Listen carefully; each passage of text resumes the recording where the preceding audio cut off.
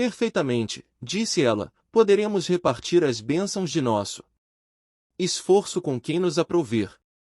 Isto é direito inalienável do trabalhador fiel. Contam-se por milhares as pessoas favorecidas em nosso lar, pela movimentação da amizade e do estímulo fraternal. A essa altura, a genitora de Lísias sorriu e observou. Quanto maior a contagem do nosso tempo de trabalho, maiores intercessões podemos fazer. Compreendemos, aqui, que nada existe sem preço e que para receber é indispensável dar alguma coisa. Pedir, portanto, é ocorrência muito significativa na existência de cada um. Somente poderão rogar providências e dispensar obséquios portadores de títulos adequados, entendeu? E o problema da herança? Inquiri de repente. Não temos aqui demasiadas complicações, respondeu a senhora Laura, sorrindo. Vejamos, por exemplo, o meu caso. Aproxima-se o tempo do meu regresso aos planos da crosta. Tenho comigo 3.000 bônus auxílio, no meu quadro de economia pessoal. Não posso legá-los à minha filha que está a chegar, porque esses valores serão revertidos ao patrimônio comum, permanecendo minha família apenas com o direito de herança ao lar. No entanto, minha ficha de serviço autoriza-me a interceder por ela e preparar-lhe aqui trabalho e concurso amigo, assegurando-me, igualmente, o valioso auxílio das organizações de nossa colônia espiritual, durante minha permanência nos círculos carnais. Nesse cômputo, deixo de referir-me ao lucro maravilhoso que adquiri no capítulo da experiência, nos anos de cooperação no Ministério do Auxílio.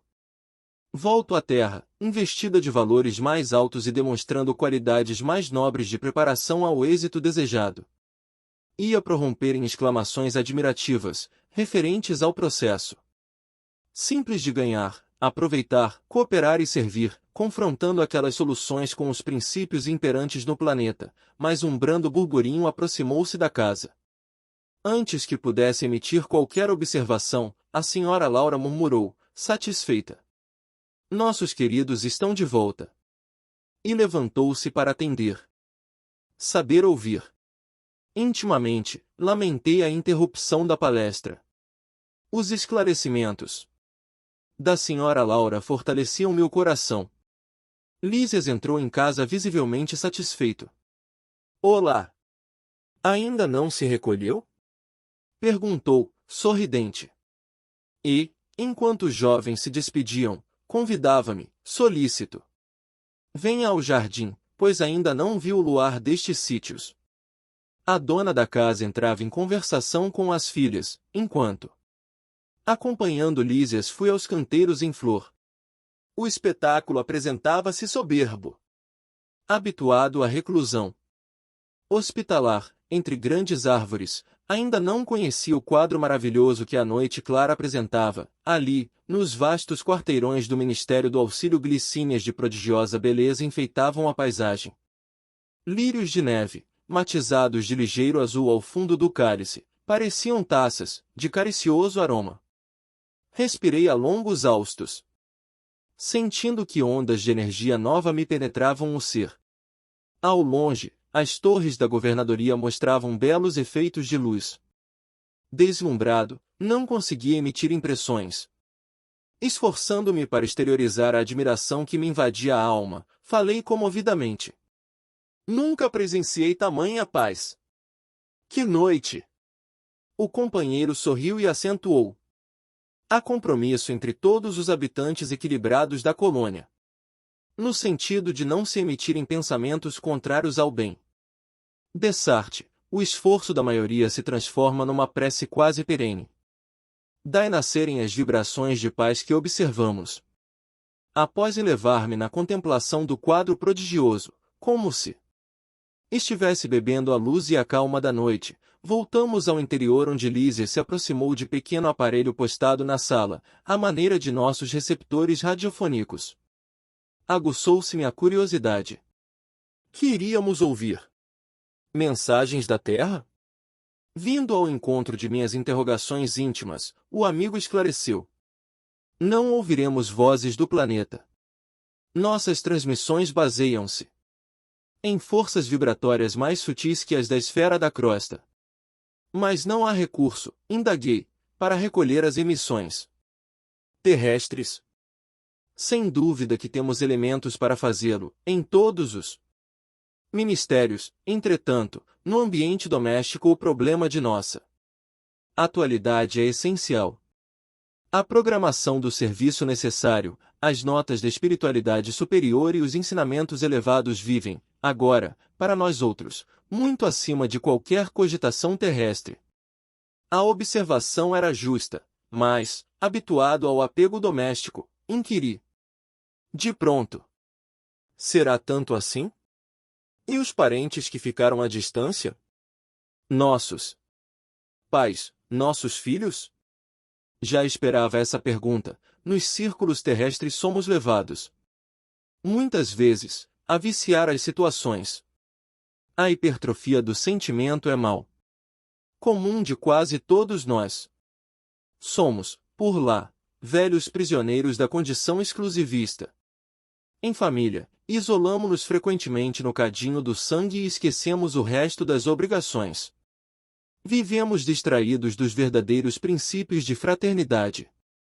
Ensinamo-los a todo mundo, mas, em geral, chegado o momento do testemunho, somos solidários apenas com os nossos.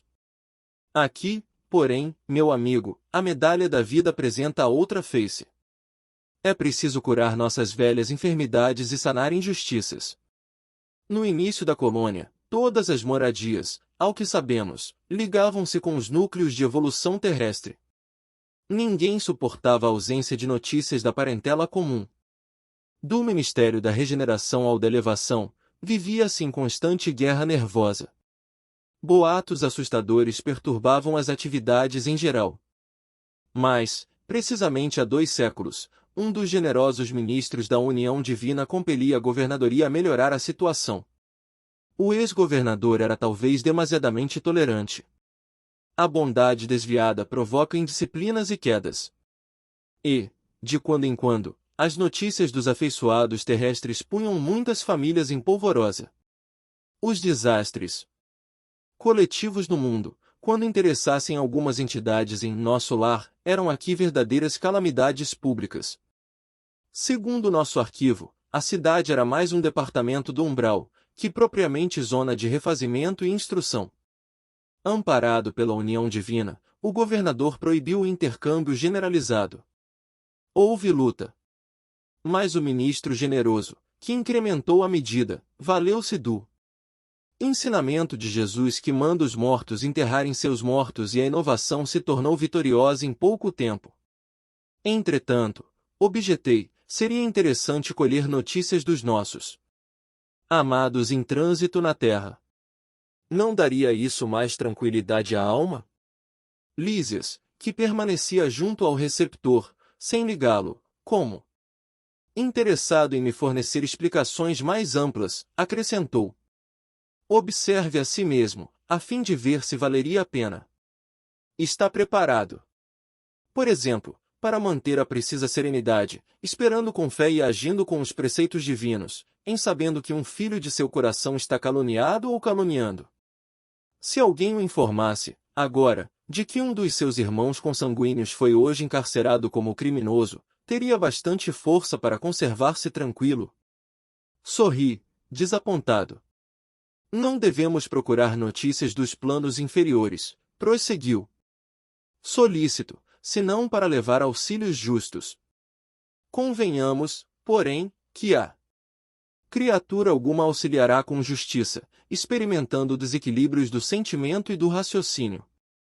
Por isso, é indispensável a preparação conveniente, antes de novos contactos com os parentes terrenos. Se eles oferecessem campo adequado ao amor espiritual, o intercâmbio seria desejável, mas esmagadora porcentagem de encarnados não alcançou ainda, nem mesmo o domínio próprio e vive às tontas. Nos altos e baixos das flutuações de ordem material precisamos, embora as dificuldades sentimentais, evitar a queda nos círculos vibratórios inferiores. Contudo, evidenciando minha teimosia caprichosa, indaguei. Mas, Lísias, você que tem um amigo encarnado, qual seu pai, não. Gostaria de comunicar-se com ele? Sem dúvida, respondeu bondosamente, quando merecemos essa alegria, visitamo-lo em sua nova forma, verificando-se o mesmo, quando se trata de qualquer expressão de intercâmbio entre ele e nós. Não devemos esquecer, entretanto, que somos criaturas falíveis. Necessitamos, pois, recorrer aos órgãos competentes, que determinem a oportunidade ou o merecimento exigidos.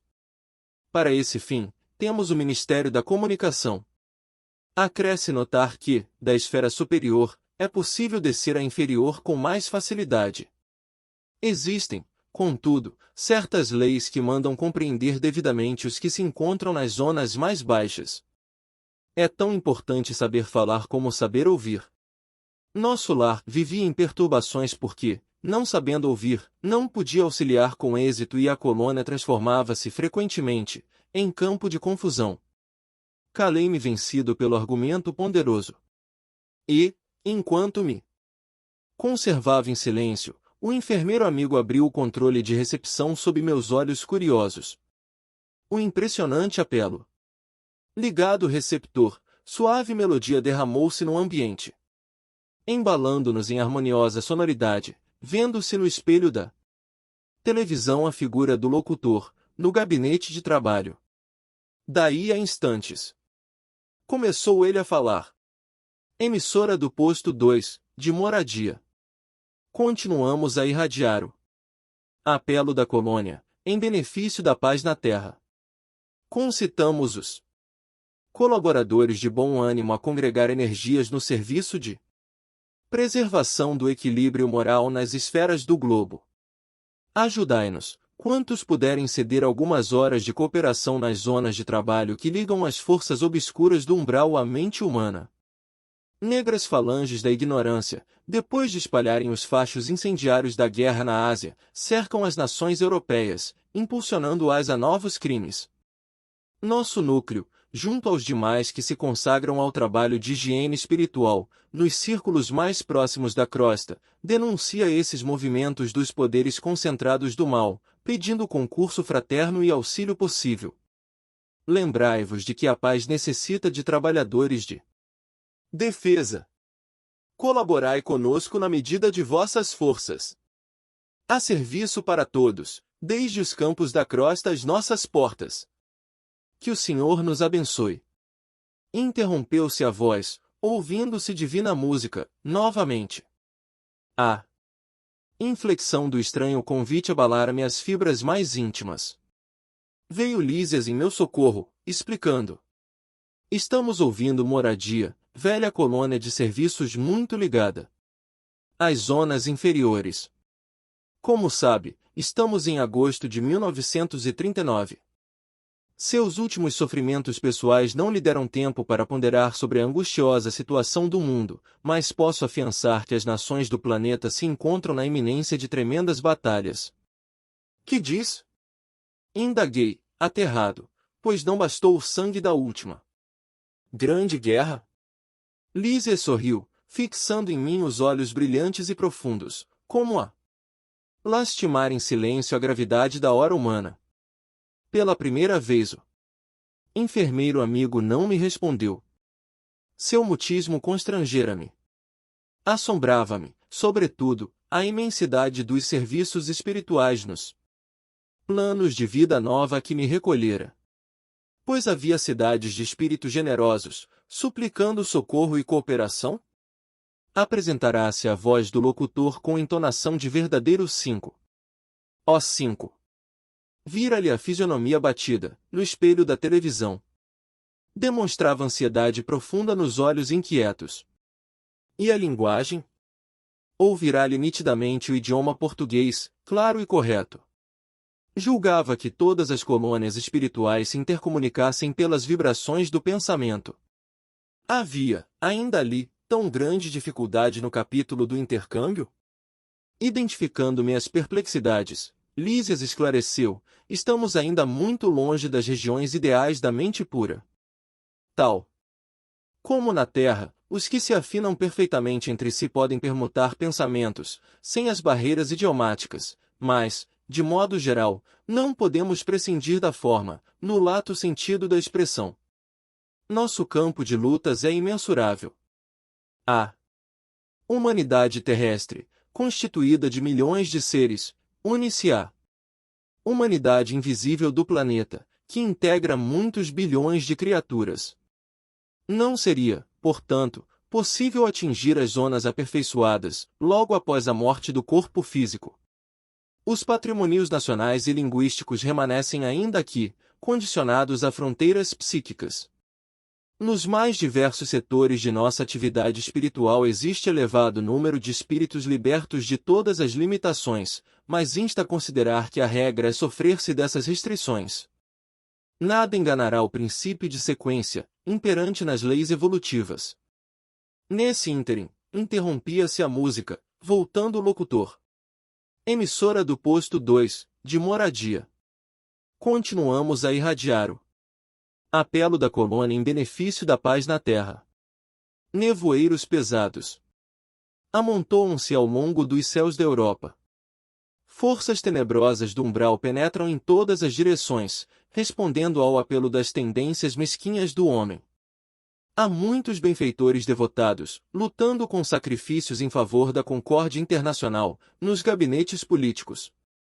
Alguns governos, no entanto, se encontram excessivamente centralizados, oferecendo escassas possibilidades à colaboração de natureza espiritual. Sem órgãos de ponderação e conselho desapaixonado, caminham esses países para uma guerra de grandes proporções. Irmãos muito amados, dos núcleos superiores, auxiliemos a preservação da tranquilidade humana. Defendamos os séculos de experiência de numerosas pátrias-mães da civilização ocidental. Que o Senhor nos abençoe. Calou-se o locutor e voltaram as cariciosas melodias. O enfermeiro permaneceu em silêncio, que não ousei interromper.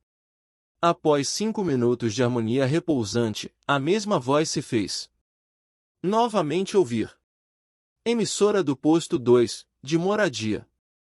Continuamos a irradiar o apelo da colônia em benefício da paz na Terra. Companheiros e irmãos, invoquemos o amparo das poderosas fraternidades da luz, que presidem aos destinos da América. Cooperai conosco na salvação de milenários patrimônios da evolução terrestre. Marchemos em socorro das coletividades indefesas, amparemos os corações maternais sufocados de angústia. Nossas energias estão empenhadas em vigoroso duelo com as legiões da ignorância. Quanto estiver ao vosso alcance, vinde em nosso auxílio. Somos a parte invisível da humanidade terrestre, e muitos de nós volveremos aos fluidos carnais para resgatar prístinos erros. A humanidade encarnada é igualmente nossa família. Unamo-nos numa só vibração. Contra o assédio das trevas, acendamos a luz, contra a guerra do mal, movimentemos a resistência do bem. Rios de sangue e lágrimas ameaçam os campos das comunidades europeias. Proclamemos a necessidade do trabalho construtivo, dilatemos nossa fé. Que o Senhor nos abençoe. A essa altura, desligou Lísias o aparelho e viu enxugar discretamente uma lágrima, que seus olhos não conseguiam conter. Num gesto expressivo, falou, comovido. Grandes abnegados, os irmãos de Moradia. Tudo inútil, porém. Acentuou, triste, depois de ligeira pausa, a humanidade terrestre pagará, em dias próximos, terríveis tributos de sofrimento. Não há, todavia, recurso para conjurar a tremenda catástrofe. Perguntei, sensibilizado. Infelizmente, acrescentou Lísias em tom grave e doloroso, a situação geral é muito crítica. Para atender às solicitações de Moradia e de outros núcleos que funcionam nas vizinhanças do umbral, reunimos aqui numerosas assembleias, mas o Ministério da União Divina esclareceu que a humanidade carnal, como personalidade coletiva, está nas condições do Homem insaciável que devorou excesso de substâncias no banquete comum. A crise orgânica é inevitável. Nutriram-se várias nações de orgulho criminoso, vaidade e egoísmo feroz. Experimentam, agora, a necessidade de expelir os venenos letais, demonstrando, entretanto, o propósito de não prosseguir no amarguroso assunto. Lísias convidou-me a recolher generoso alvitre. No dia imediato, muito cedo, fiz leve refeição em companhia de Lísias e familiares. Antes que os filhos se despedissem, rumo ao trabalho do auxílio, a senhora Laura encorajou-me o espírito hesitante, dizendo, bem-humorada: já lhe arranjei companhia para hoje. Nosso amigo Rafael, funcionário da regeneração, passará por aqui, a meu pedido. Poderá aceitar-lhe-a companhia em direção ao novo ministério. Rafael é a antiga relação de nossa família e apresentá-lo-á, em meu nome, ao ministro Genésio. Não poderia explicar o contentamento que me dominou a alma. Estava radiante. Agradeci, comovido, sem encontrar palavras que definissem meu júbilo. Lísias, por sua vez, demonstrou grande alegria. Abraçou-me efusivamente antes de sair, sensibilizando-me o coração. Ao beijar o filho, a senhora Laura recomendou: você, Lísias, avise ao ministro Clarencio que comparecerei ao expediente, logo que entregue nosso amigo aos cuidados de Rafael. Comovidíssimo, eu não consegui agradecer tamanha dedicação. Ficando a sós, a desvelada genitora do meu amigo dirigiu-me a palavra carinhosa. Meu irmão, permita-me algumas indicações para os seus novos caminhos. Creio que a colaboração maternal sempre vale alguma coisa e, já que sua mãezinha não reside em nosso lar, reivindico a satisfação de orientá-lo neste momento. Gratíssimo, respondi, sensibilizado, nunca saberei traduzir meu reconhecimento à sua atenção. Sorriu a bondosa senhora, acrescentando: estou informada de que pediu trabalho há algum tempo. Sim, sim, esclareci, relembrando as elucidações de Clarencio.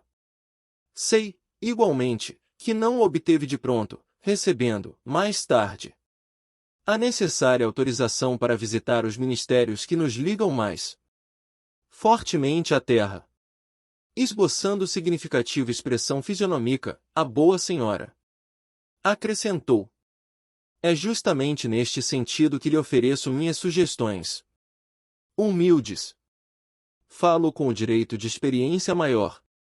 Detendo, agora, essa autorização, abandone, quanto lhe seja possível, os propósitos de mera curiosidade. Não deseje personificar a mariposa, de lâmpada em lâmpada. Sei que seu espírito de pesquisa intelectual é muito forte.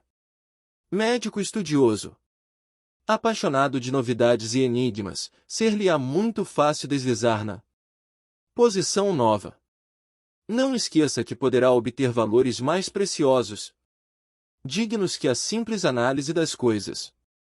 A curiosidade, mesmo sadia, pode ser zona mental muito interessante, mas perigosa, por vezes. Dentro dela, o espírito desassombrado e leal consegue movimentar-se em atividades nobilitantes, mas os indecisos e inexperientes podem conhecer dores amargas, sem proveito para ninguém. Clarencio ofereceu-lhe ingresso nos ministérios, começando pela regeneração. Pois bem, não se limite a observar. Ao invés de albergar a curiosidade, medite no trabalho e atire-se a ele na primeira ocasião que se ofereça. Surgindo ensejo nas tarefas da regeneração, não se preocupe em alcançar o espetáculo dos serviços nos demais ministérios. Aprenda a construir o seu círculo de simpatias e não ouvide que o espírito de investigação deve manifestar-se após o espírito de serviço. Pesquisar atividades alheias, sem testemunhos no bem, pode ser Criminoso atrevimento. Muitos fracassos, nas edificações do mundo, originam-se de semelhante anomalia. Todos querem observar, raros se dispõem a realizar. Somente o trabalho digno confere ao espírito o merecimento indispensável a quaisquer direitos novos. O ministério da regeneração está repleto de lutas pesadas, localizando-se ali a região mais baixa de nossa colônia espiritual. Saem de lá todas as turmas destinadas aos serviços mais árduos. Não se considere, porém, humilhado por atender às tarefas humildes. Lembro-lhe que em todas as nossas esferas, desde o planeta até os núcleos mais elevados das zonas superiores, em nos referindo à Terra, o maior trabalhador é o próprio Cristo e que ele não desdenhou o serrote pesado de uma carpintaria. O ministro Clarencio autorizou-o, gentilmente, a conhecer, visitar e analisar, mas pode, como servidor de bom senso, converter observações em tarefa útil. É possível receber alguém negativa justa dos que administram, quando peça determinado gênero de atividade reservada, com justiça, aos que muito hão lutado e sofrido no capítulo da especialização, mas ninguém se recusará a aceitar o concurso do espírito de boa vontade, que ama o trabalho pelo prazer de servir. Meus olhos estavam úmidos. Aquelas palavras, pronunciadas com meiguice maternal, caíam-me no coração como bálsamo precioso. Poucas vezes sentirá na vida tanto interesse fraternal pela minha sorte. Semelhante conselho calava-me no fundo d'alma e, como se desejasse temperar com amor os criteriosos conceitos, a senhora Laura acrescentou com inflexão carinhosa: a ciência de recomeçar é das mais nobres que nosso espírito pode aprender. São muito raros os que a compreendem nas esferas da crosta. Temos escassos exemplos humanos, nesse sentido. Lembremos, contudo, o de Paulo de Tarso, doutor do Sinédrio, esperança de uma raça, pela cultura e pela mocidade, alvo de geral atenção em Jerusalém, que voltou, um dia, ao deserto para recomeçar a experiência humana, como tecelão rústico e pobre. Não pude mais. Tomei-lhe as mãos como filho agradecido, e cobri-as do pranto jubiloso que me inundava o coração. A genitora de Lísias, agora de olhos fixos no horizonte, murmurou: muito grata, meu irmão. Creio que você não veio a esta casa atendendo ao mecanismo da casualidade. Estamos todos entrelaçados em teia de amizade secular. Brevemente voltarei ao círculo da carne, entretanto. Continuaremos sempre unidos pelo coração. Espero vê-lo animado e feliz. Antes de minha partida, faça desta casa a sua habitação. Trabalhe e anime-se, confiando em Deus. Levantei os olhos rasos d'água, fixei-lhe a expressão carinhosa. Experimentei a felicidade que nasce dos afetos puros e tive impressão de conhecer minha interlocutora, de velhos tempos, embora tentasse, debalde, identificar-lhe o carinho nas reminiscências mais distantes. Quis beijá-la muitas vezes, com um enternecimento filial do coração, mas, nesse instante, alguém bateu à porta. Fitou-me a senhora Laura, mostrando indefinível ternura maternal e falou: é Rafael que vem buscá-lo. Vá, meu amigo, pensando em Jesus. Trabalhe para o bem dos outros, para que possa encontrar seu próprio bem.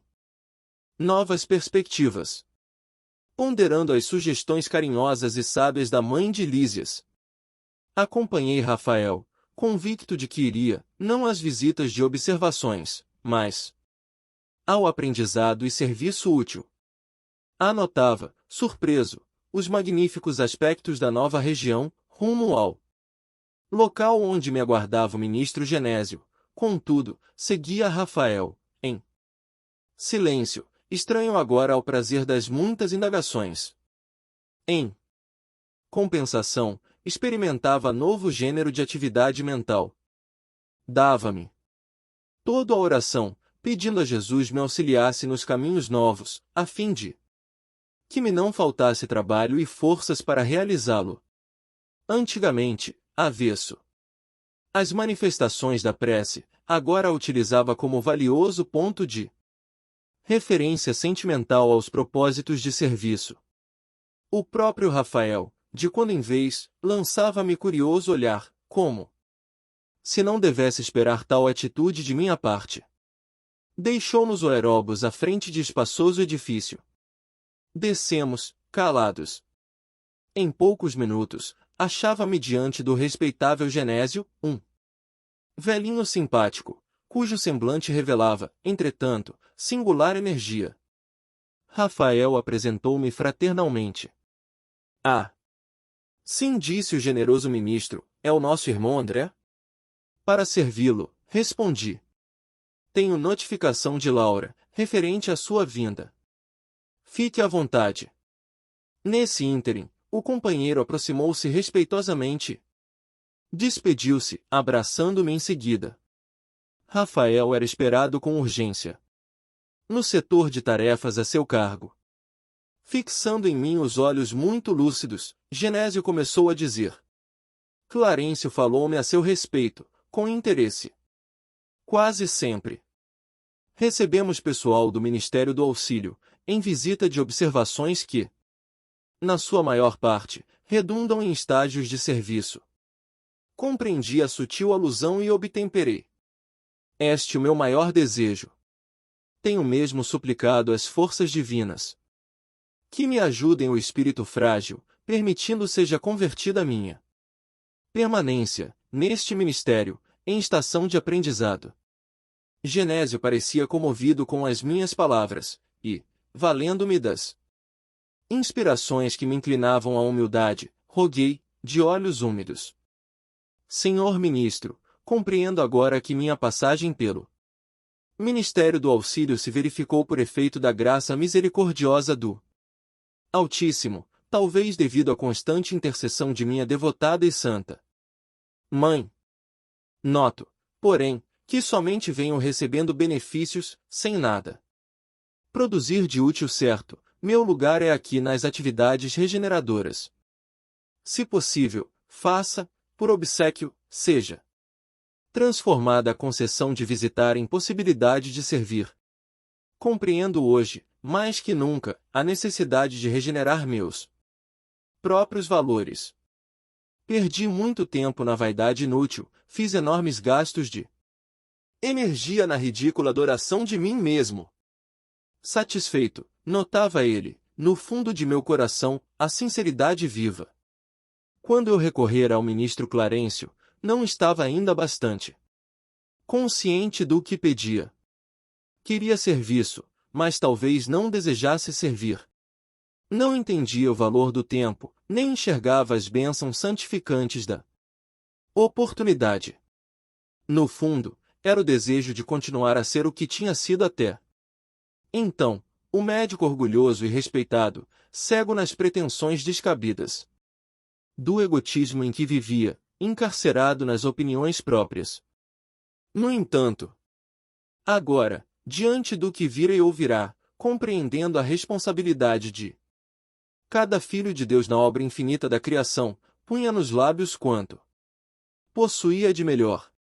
Era sincero, enfim. Não me preocupava o gênero de tarefa, procurava o conteúdo sublime do espírito de serviço. O velhinho fitou-me, surpreendido, e perguntou: É mesmo você o ex-médico? Sim, murmurei, acanhado. Genésio calou por momentos, como buscando resolução para o caso. Dizendo, então: Louvo seus propósitos e peço igualmente ao Senhor o conserve nessa posição digna. E, como que preocupado em levantar-me o ânimo e acender-me no espírito novas esperanças, acentuou: Quando o discípulo está preparado, o Pai envia o instrutor. O mesmo se dá, relativamente ao trabalho. Quando o servidor está pronto, o serviço aparece. O meu amigo tem recebido enormes recursos da Providência. Está bem disposto à colaboração, compreende a responsabilidade, aceita-o dever.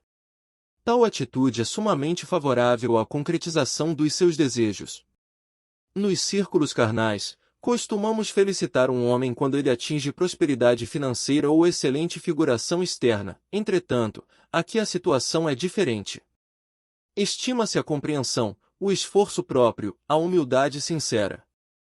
Identificando minha ansiedade, concluiu: é possível obter ocupações justas. Por enquanto, porém, é preferível que visite, observe, examine. E logo, ligando-se ao gabinete próximo, falou em voz alta: solicito a presença de Tobias, antes que se dirija às câmaras de retificação. Não se passaram muitos minutos e assomou à porta um senhor de maneiras desembaraçadas. Tobias, explicou Genésio, atencioso, aqui tem um amigo que vem do Ministério do Auxílio, em tarefa de observação. Creio de muito proveito para ele o contato com as atividades das câmaras retificadoras. Estendi-lhe a mão, enquanto o desconhecido correspondia, afirmando, gentil, as suas ordens. Conduza-o, prosseguiu o ministro, evidenciando grande bondade. André precisa integrar-se no conhecimento mais íntimo de nossas tarefas. Faculte-lhe toda a oportunidade de que possamos dispor. Prontificou-se Tobias, revelando a maior boa vontade. Estou de caminho, acrescentou ele, bem-humorado, se deseja acompanhar-me. Perfeitamente, respondi, satisfeito. O ministro Genésio abraçou-me, comovido, com palavras de animação. Segui Tobias resolutamente.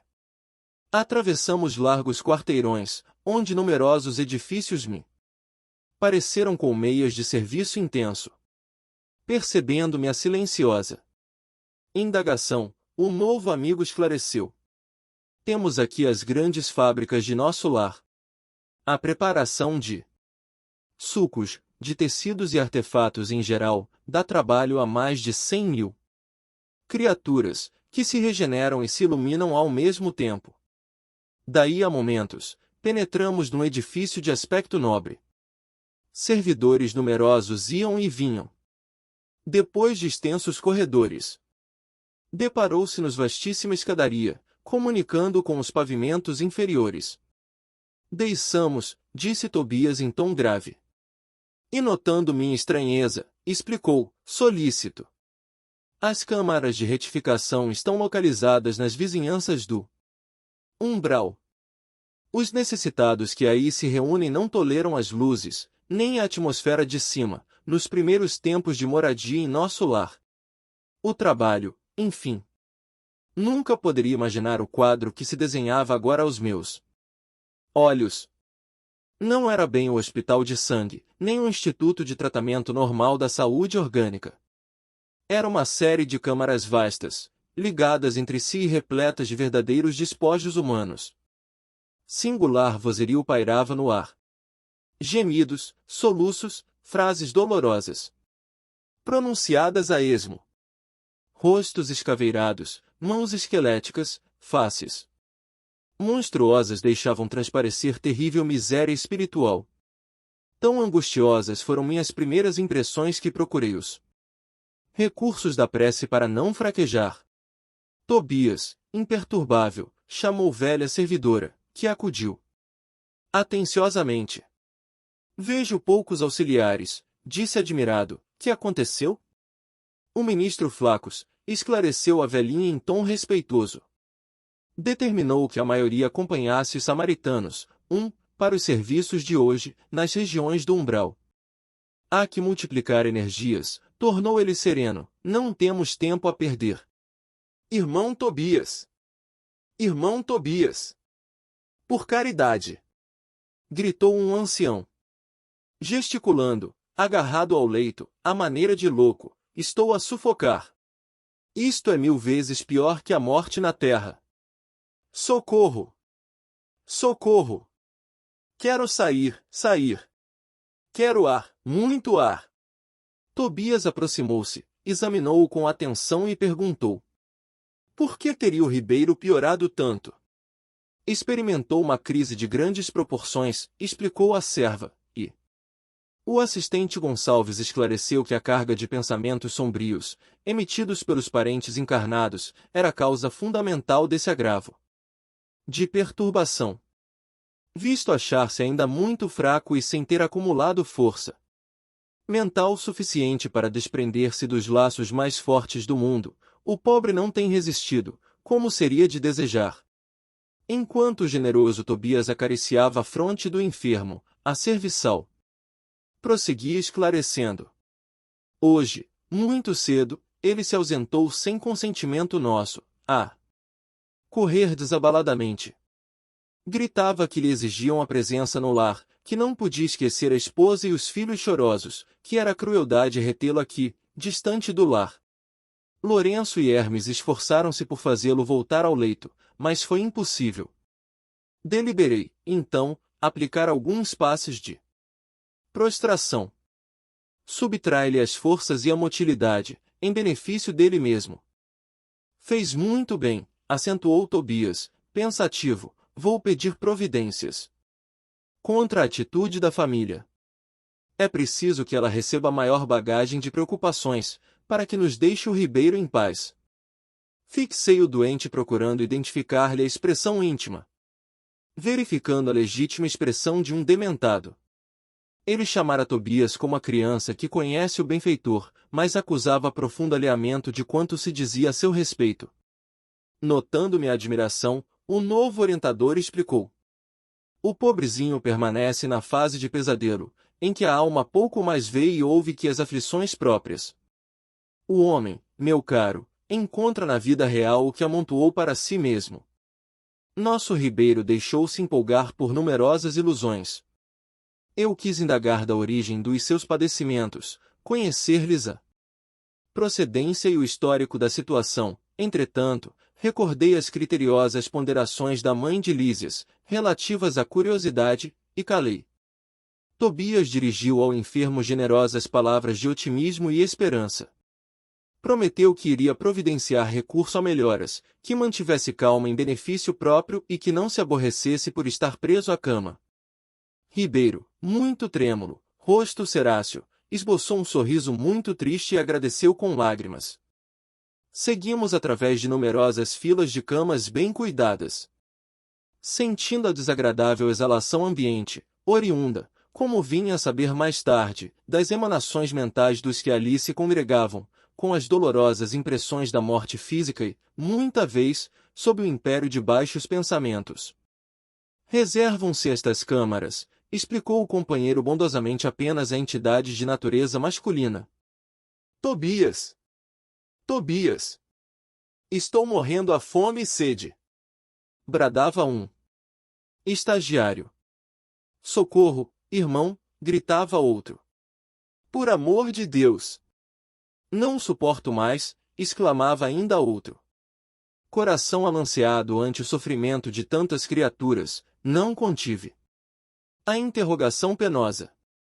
Meu amigo, como é triste a reunião de tantos sofredores torturados! Por que este quadro angustioso? Tobias respondeu sem se perturbar. Não devemos observar aqui somente dor e desolação. Lembre, meu irmão, que estes doentes estão atendidos, que já se retiraram do umbral, onde tantas armadilhas aguardam os imprevidentes, descuidosos de si mesmos.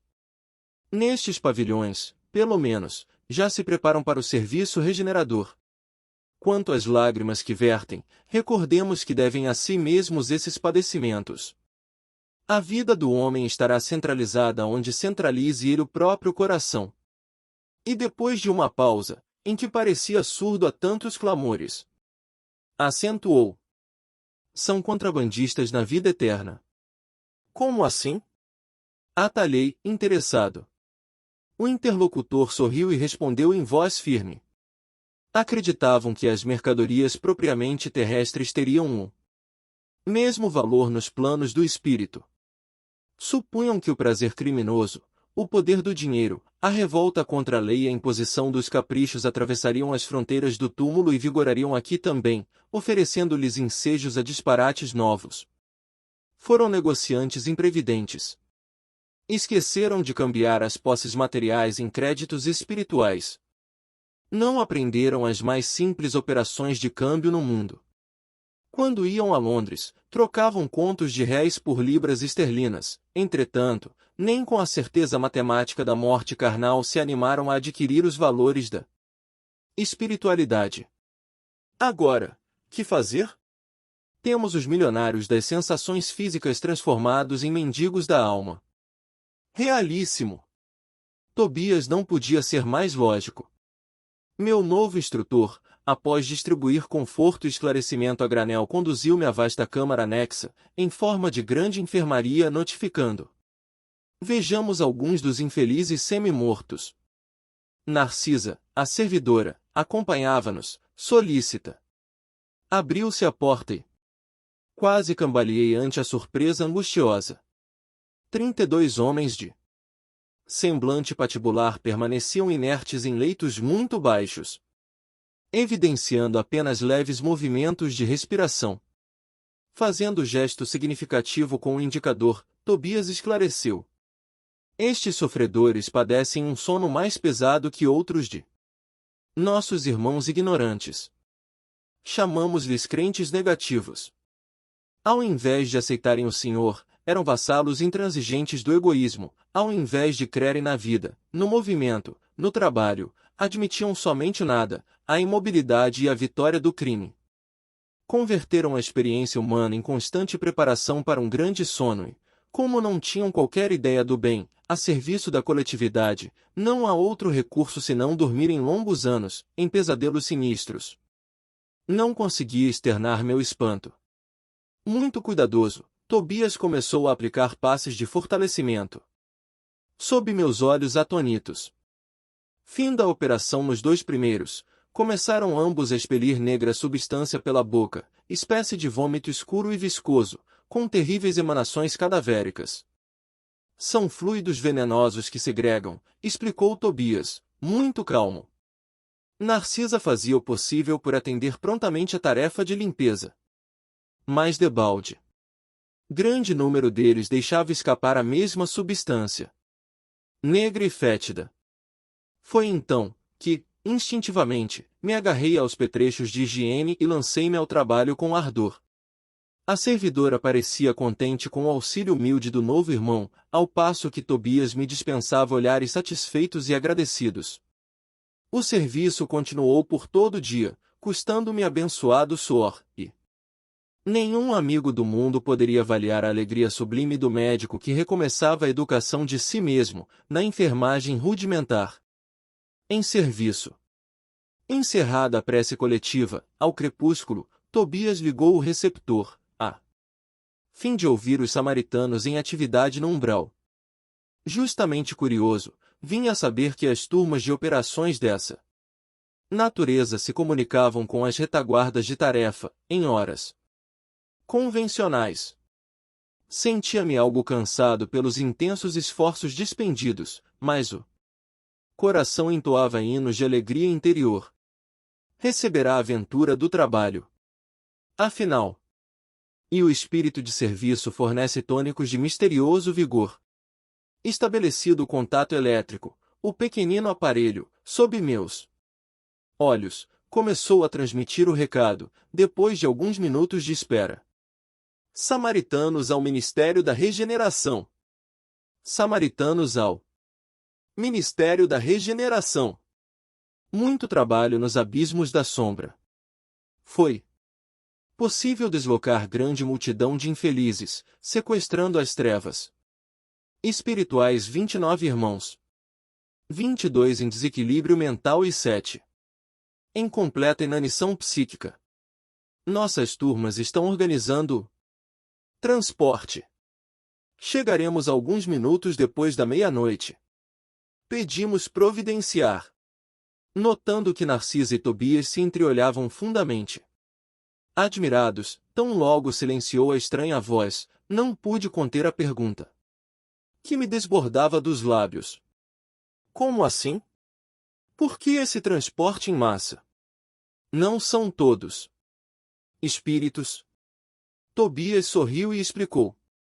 O irmão esquece que não chegou ao ministério do auxílio de outro modo. Conheço o episódio de sua vinda. É preciso recordar, sempre, que a natureza não dá saltos e que, na Terra, ou nos círculos do umbral, estamos revestidos de fluidos pesadíssimos. São aves e têm asas, tanto o avestruz como a andorinha. Entretanto, o primeiro apenas subirá às alturas se transportado, enquanto a segunda corta, célere, as vastas regiões do céu. E deixando perceber que o momento não comportava divagações, dirigiu-se a Narcisa, ponderando. É muito grande a leva desta noite. Precisamos tomar providências imediatas. Serão necessários muitos leitos, murmurou a serva algo pesarosa. Não se aflija, respondeu Tobias resoluto, alojaremos os perturbados no pavilhão 7 e os enfraquecidos na câmara 33. Em seguida, levou a destra à fronte, como a ponderar algo muito sério, e exclamou. Resolveremos facilmente a questão da hospitalidade, o mesmo. Porém, não se dará no concernente à assistência. Nossos auxiliares mais fortes foram requisitados para garantir os serviços da comunicação nas esferas da crosta, em vista das nuvens de treva que ora envolvem o mundo dos encarnados. Precisamos de pessoal de serviço noturno, porquanto os operários em função com os samaritanos chegarão extremamente fatigados. Ofereço-me, com prazer, para o que possa aproveitar, exclamei. Espontaneamente. Tobias endereçou-me um olhar de profunda simpatia, mesclada de gratidão, fazendo-me experimentar cariciosa alegria íntima. Mas está resolvido a permanecer nas câmaras, durante a noite? Perguntou, admirado. Outros não fazem o mesmo? Indaguei por minha vez, sinto-me disposto e forte, preciso recuperar o tempo perdido. Abraçou-me o generoso amigo, acrescentando. Pois bem, aceito confiante a colaboração. Narcisa e os demais companheiros ficarão também de guarda. Além do mais, mandarei Venâncio e Salustro, 2 irmãos de minha confiança. Não posso permanecer aqui, de plantão noturno, em vista de compromissos anteriores. No entanto, caso necessário, você ou algum dos nossos me comunicará qualquer ocorrência de maior gravidade. Traçarei o plano dos trabalhos, facilitando quanto possível a execução. E descortinou-se campo enorme de providências. Enquanto 5 servidores operavam em companhia de Narcisa, preparando roupa adequada e petrechos de enfermagem, eu e Tobias movíamos pesado material no pavilhão 7 e na câmara 33. Não poderia explicar o que se passava comigo. Apesar da fadiga dos braços, experimentava júbilo inexcedível no coração. Na oficina, onde a maioria procura o trabalho, entendendo-lhe o sublime valor, servir constitui alegria suprema. Não pensava, francamente, na compensação dos bônus hora, nas recompensas imediatas que me pudessem advir do esforço. Contudo, minha satisfação era profunda, reconhecendo que poderia comparecer feliz e honrado, perante minha mãe e os benfeitores que havia encontrado no Ministério do Auxílio. Ao despedir-se, Tobias voltou a abraçar-me e falou. Desejo a vocês muita paz de Jesus, boa noite e serviço útil amanhã. Às 8 horas, você poderá descansar. O máximo de trabalho, cada dia, é de 12 horas, mas estamos em circunstâncias especiais. Respondi que as determinações me enchiam de sincero contentamento. A sós com o grande número de enfermeiros, passei a interessar-me pelos doentes, com mais carinho. Dentre as figuras de auxiliares presentes impressionou-me a bondade espontânea de Narcisa, que atendia a todos maternalmente. Atraído pela sua generosidade, busquei aproximar-me com interesse. Não foi difícil alcançar o prazer de sua conversação carinhosa e simples. A velhinha amável semelhava-se a um livro sublime de bondade, sabedoria. Mas, a irmã aqui trabalha muito? Perguntei, a certa altura da palestra amistosa. Sim, permaneço nas câmaras de retificação, em serviço ativo, há 6 anos e alguns meses. Entretanto, ainda me faltam mais de 3 anos para realizar meus desejos. Ante a silenciosa indagação do meu olhar, falou Narcisa amavelmente. Preciso um endosso muito sério. Que quer dizer com isso? Perguntei interessado. Preciso encontrar alguns espíritos amados, na Terra, para serviços de elevação em conjunto. Por muito tempo, em razão de meus desvios passados, roguei, em vão, a possibilidade necessária aos meus fins. Vivia perturbada, aflita. Aconselharam-me, porém, recorrer à ministra veneranda, e nossa benfeitora da regeneração prometeu que endossaria meus propósitos no Ministério do Auxílio, mas exigiu 10 anos consecutivos de trabalho aqui, para que eu possa corrigir certos desequilíbrios do sentimento. No primeiro instante, quis recusar, considerando demasiada a exigência. Depois, reconheci que ela estava com a razão. Afinal, o conselho não visava interesses dela e sim ao meu próprio benefício. E ganhei muito, aceitando-lhe o parecer. Sinto-me mais equilibrada e mais humana e, creio, viverei com dignidade espiritual minha futura experiência na Terra. Ia manifestar profunda admiração, mas um dos enfermos próximos gritou. Narcisa! Narcisa! Não me cabia reter, por mera curiosidade pessoal, aquela irmã dedicada, transformada em mãe espiritual dos sofredores. A visão de Francisco. Enquanto Narcisa consolava o doente aflito, fui informado de que me chamavam ao aparelho de comunicações urbanas. Era a senhora Laura que pedia notícias. De fato, esquecera-me de avisá-la sobre as deliberações de serviço noturno.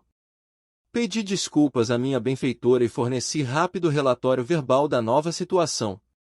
Através do fio a genitora de Lísias parecia exultar, compartilhando meu justo contentamento. Ao termo de nossa ligeira conversa, disse, bondosa.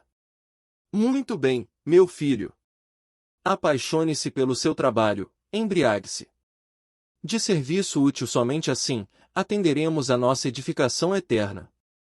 Lembre, porém, que esta casa também lhe pertence. Aquelas palavras encheram-me de nobres estímulos. Regressando ao contato direto com os enfermos, notei Narcisa a lutar heroicamente por acalmar um rapaz que revelava singulares distúrbios. Procurei ajudá-la. O pobrezinho, de olhos perdidos no espaço, gritava, espantadiço. Acuda-me, por amor de Deus! Tenho medo, medo! E, olhar esgazeado dos que experimentam profundas sensações de pavor, acentuava. Irmã Narcisa, lá vem ele, o monstro. Sinto os vermes novamente. Ele. Livre-me dele, irmã. Não quero, não quero. Calma, Francisco, pedi à companheira dos infortunados, você vai libertar-se, ganhar muita serenidade e alegria, mas depende do seu esforço.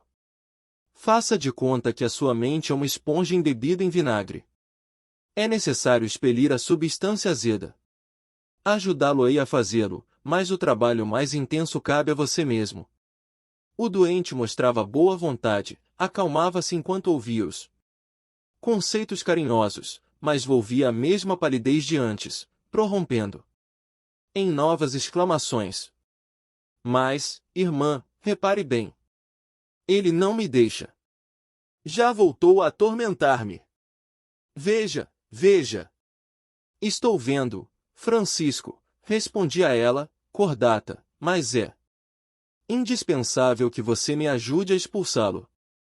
Este fantasma diabólico, acrescentava a chorar como criança, provocando compaixão. Confie em Jesus e esqueça o monstro, dizia a irmã dos infelizes. Piedosamente, vamos ao passe. O fantasma fugirá de nós.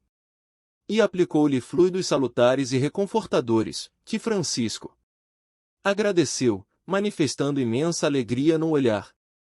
Agora, disse ele, fim da operação magnética, estou mais tranquilo. Narcisa ajeitou-lhe os travesseiros, mandou que uma serva lhe trouxesse água magnetizada. Aquela exemplificação da enfermeira edificava-me.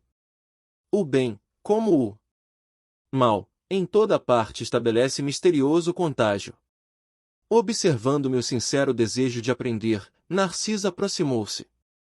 Mas, mostrando-se disposta a iniciar-me nos sublimes segredos do serviço. A quem se refere o doente? Indaguei, impressionado. Está, porventura, assediado por alguma sombra invisível ao meu olhar? A velha servidora das câmaras de retificação sorriu carinhosamente. Falou. Trata-se do seu próprio cadáver. Que me diz? Tornei, espantado. O pobrezinho era excessivamente apegado ao corpo físico e veio para a esfera espiritual após um desastre, oriundo de pura imprudência. Esteve, durante muitos dias, ao lado dos despojos, em pleno sepulcro, sem se conformar com situação diversa. Queria firmemente levantar o corpo hirto, tal o império da ilusão em que viverá e, nesse triste esforço, gastou muito tempo. Amedrontava-se com a ideia de enfrentar o desconhecido e não conseguia acumular nem mesmo alguns átomos de desapego às sensações físicas. Não valeram socorros das esferas mais altas, porque fechava a zona mental a todo pensamento relativo à vida eterna. Por fim, os vermes fizeram-lhe experimentar tamanhos padecimentos que o pobre se afastou do túmulo, tomado de horror. Começou, então, a peregrinar nas zonas inferiores do umbral. No entanto, os que lhe foram pais na terra possuem aqui grandes créditos espirituais e rogaram sua internação na colônia. Trouxeram-nos samaritanos, quase à força. Seu estado, contudo, é ainda tão grave que não poderá ausentar-se, tão cedo, das câmaras de retificação.